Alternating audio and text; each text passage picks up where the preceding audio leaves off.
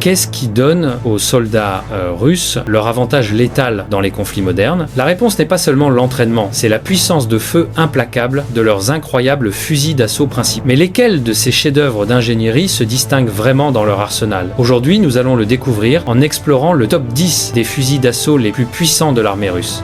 Numéro 10, AS-VAL. Pour commencer notre liste, il y a une pièce légendaire d'équipement spécialisé, l'AS-VAL. Introduit vers 1987 par Tesseny Tokmash, ce fusil a été spécialement conçu pour les opérations clandestines.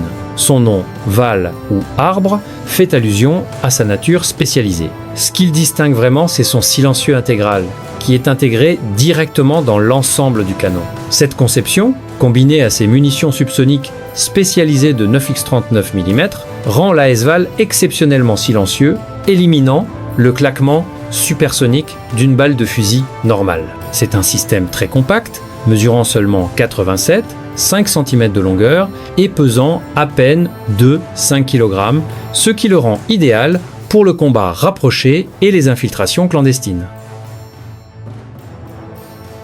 Numéro 9, VSS Vintorez. À la 9e place, nous avons le frère de l'AS-VAL, le VSS Vintorez.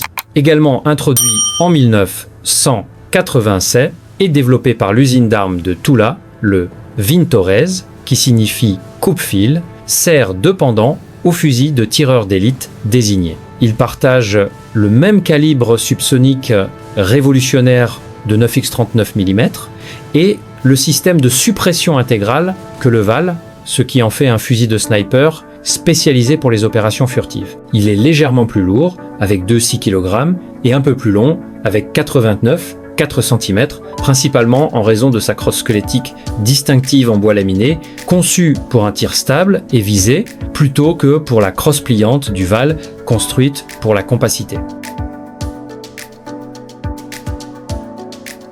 Numéro 8, AK-105. Au 8e rang, nous avons l'AK-105. Ce fusil est un membre clé de la série 100 Kalachnikov qui a modernisé la plateforme AK dans les années 1990, introduisant des meubles en polymère noir et des crosses pliantes comme standard. Introduit vers 1994 par Kalachnikov Concern, le 105 est essentiellement une version carabine de l'AK 74e standard. Il est chambré pour la cartouche intermédiaire de 5,40 5x39 mm, la même utilisée par son homologue pleine taille. Sa caractéristique déterminante est son canon raccourci et son système à gaz, ramenant sa longueur totale à seulement 4 cm avec la crosse déployée, tout en maintenant une masse de 2 kg. Cette taille compacte le rend très adapté aux équipages de véhicules, aux troupes aéroportées et aux spécialistes du combat rapproché.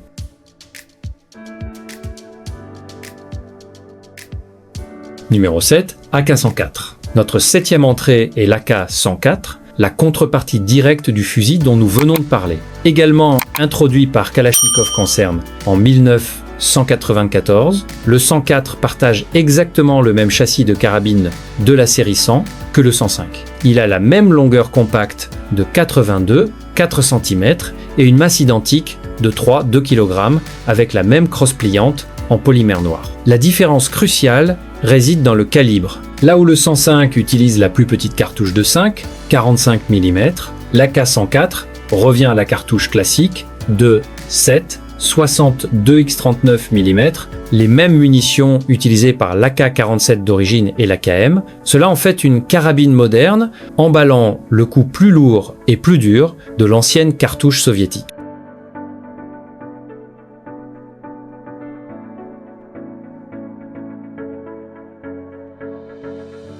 Numéro 6, AM-17. Entrant dans la moitié supérieure au 6e rang, il y a l'un des développements les plus récents de la Russie, l'AM-17. Cet автомат малогабаритный ou fusil d'assaut de petite taille a été dévoilé par Kalachnikov Concern vers 2017. Il représente un écart significatif par rapport au principe de conception traditionnel de l'AK. Au lieu d'un boîtier en acier estampé avec un lourd couvre-culasse, l'AM-17 utilise un boîtier supérieur et inférieur en polymère moderne et léger, réduisant drastiquement sa masse à seulement 2-5 kg. Cela en fait l'un des fusils les plus légers de sa catégorie. Il est extrêmement compact, mesurant seulement 74 cm avec la crosse déployée, et dispose d'une crosse pliante, latérale et réglable. Chambré pour la cartouche de 5, 45 x39 mm, il est destiné à remplacer de manière moderne le vénérable AKS 74E Krinkhoff PDW. Numéro 5, AK-74M. Au 5e rang, nous trouvons le cheval de bataille omniprésent de l'armée russe moderne, l'AK-74M. Le M signifie modernisé et ce fusil, introduit vers 1991, est devenu le fusil de service standard de la Fédération de Russie après l'effondrement de l'Union soviétique. Il tire la cartouche à haute vitesse et petit calibre de 5, 45 x39 mm qui a remplacé la cartouche de 7, 62 mm dans les années 1970. Le 74M a consolidé plusieurs variantes précédentes de l'AK-74 en un seul ensemble standard.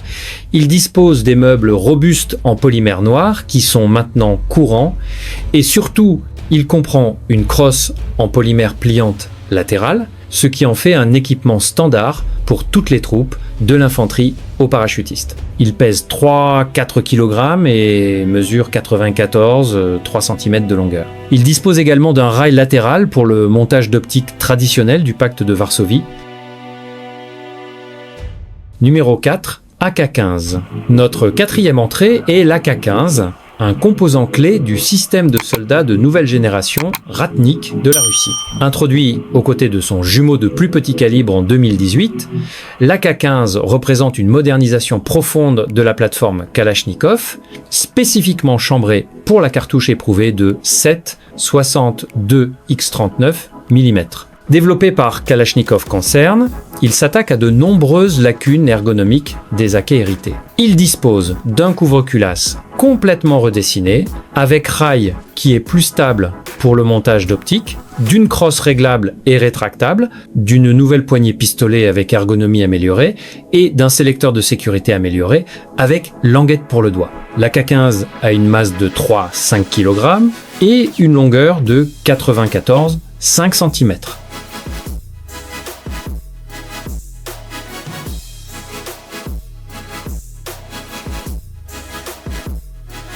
Numéro 3, AK-103, la troisième place, est occupée par l'AK-103. Ce fusil, également membre de la série 100 de l'ère 1994, est essentiellement la version fusil pleine longueur de la carabine AK-104 que nous avons vue précédemment. Alors que le 104 a été raccourci, le 103 maintient la longueur standard du fusil de 94 3 cm, identique à l'AK-74M.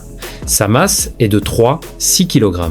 Ce qui rend le 103 significatif, c'est qu'il réintroduit le calibre de 7, 62 x39 mm dans une plateforme d'armes modernes pleine taille. Il combine le pouvoir d'arrêt et la pénétration des barrières de la cartouche Me43 classique avec les améliorations modernes de la série 100, y compris la crosse pliante latérale en polymère et les garde-mains en polymère. Il a une cadence de tir standard de 600 coups par minute et une vitesse initiale de 2574 km/h, lui permettant d'engager efficacement des cibles jusqu'à 1000 m.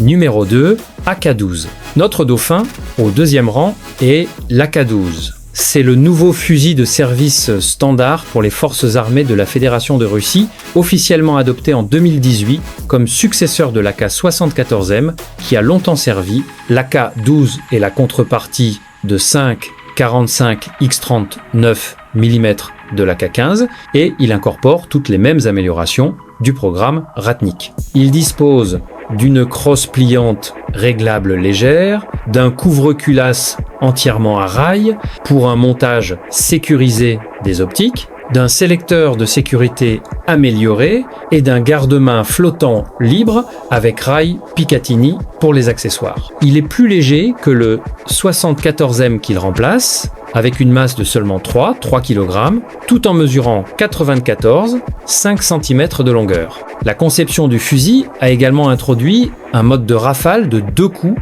dans les premiers modèles, bien que les versions ultérieures soient revenues à un sélecteur plus simple, semi-automatique et automatique complet.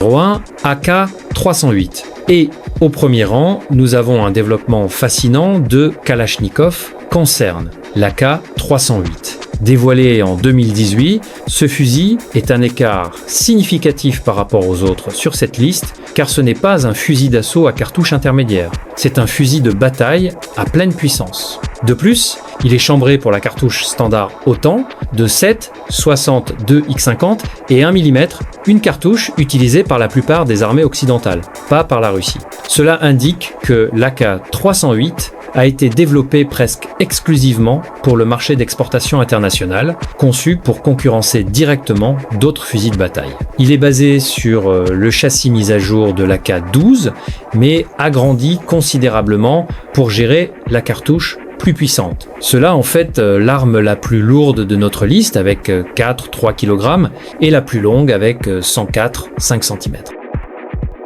Et voilà les amis, c'était les 10 meilleures armes d'infanterie de l'armée russe. Laquelle de ces armes à feu vous a vraiment impressionné? Faites-le nous savoir dans les commentaires ci-dessous. Et n'oubliez pas de liker et de vous abonner si vous voulez voir beaucoup plus de classements comme celui-ci.